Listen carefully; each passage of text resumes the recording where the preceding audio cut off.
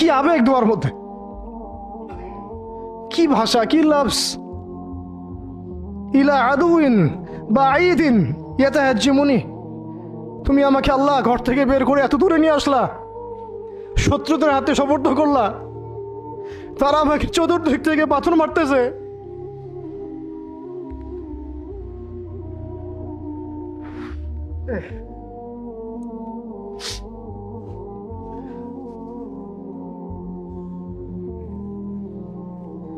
আম্মি লা করিবিন মাল্লাকতাহু আমরি, পরে নবীজি বলছেন আম্মি লা করিব, নাকি আমাকে কাছের মানুষদের হাতে নিয়ে আসছো আল্লাহ।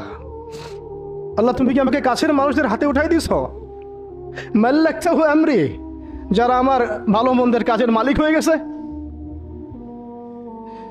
এইভাবে দোয়া করতে লাগলেন নবী সাল্লাল্লাহু আলাইহি ওয়াসাল্লাম।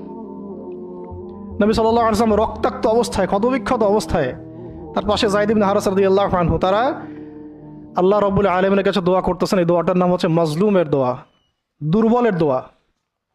কিসের দোয়া? দুর্বলের দোয়া।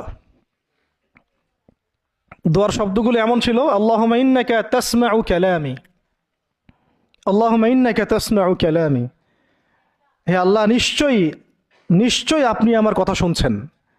আমাদের নবীজি বলছেন আল্লাহুম্মা ইন্নাকা তাসমাউ কালামি, আল্লাহ আপনি নিশ্চয়ই আমার কথা শুনছেন। ওয়া তারা মাকানি, এবং আমার যে মাকান, আমার অবস্থা আপনি দেখছেন।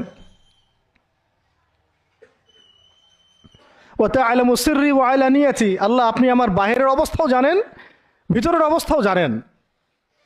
আমার বাহিরের হালতও আপনি জানেন, ভিতরের হালত আপনি জানেন, প্রকাশ্য অবস্থা আপনি জানেন, গোপন অবস্থা আপনি জানেন।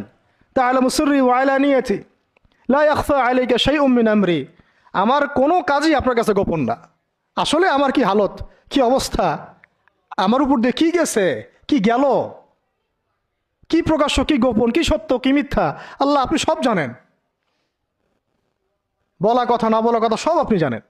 তা'লামু সিররি ওয়া আলানিয়াতি লা ইয়াখফা আলাইকা শাইউম মিন আমরি। এরপরে নবীজি বলছেন ওয়া আনাল বাঈসুল ফাকিরুল মুস্তাগীসুল মুস্তাজির আল ওয়াজিলুল মুশফিকুল মুকির আল মু'তারিফু বিযামবি। এক একটা শব্দ কিভাবে বোঝাবো আপনাদেরকে, আমার কাছে ভাষা নাই। আল্লাহ আমি দুর্দশাগ্রস্ত, আমি ফকির, আমি জিল্লতির শিকার, আমার অপরাধ আমি চিনতে পেরেছি। মানে এমন এমন শব্দ যেটা যেটা একজন নবী ছাড়া কারো মুখ দিয়ে বের হওয়া সম্ভব না, এমন এমন শব্দ যেটা ওহী ছাড়া সম্ভব না।